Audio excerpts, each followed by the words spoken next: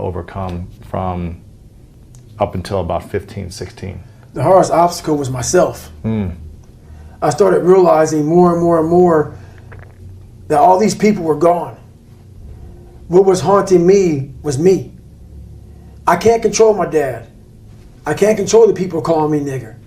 I can't control all these things. But they were things that kept me down. It started becoming my reality. My reality was what they made it out to be.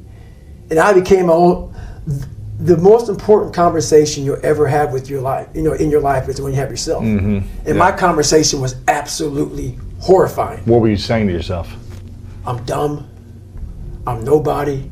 My dad was great in mental warfare. A drunk, insecure man will make everybody around him feel like hell. Yeah. Because he wants to give you no power.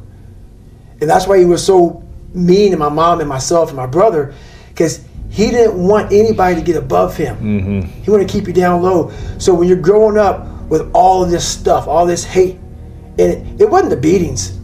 I could take the beatings all day. It was the mental torture. So when, at a young age, your parents put a dialogue in you of confidence or you're nobody.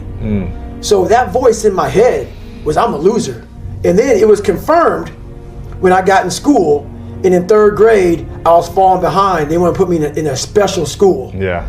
With kids who can't learn. Right. Us through this journey that you're on, and you're winning these victories along the way, this idea kind of comes upon you, which is this drive to be uncommon amongst the uncommon. Right, you mentioned a few moments earlier that you started distancing yourself even from the SEALs themselves. Like, okay, I've done this, I've distinguished myself amongst these guys.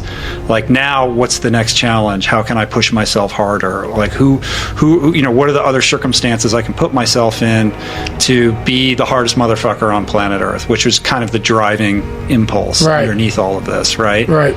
So elaborate on that a little bit. So for me, that's why I wanted to become a Navy SEAL.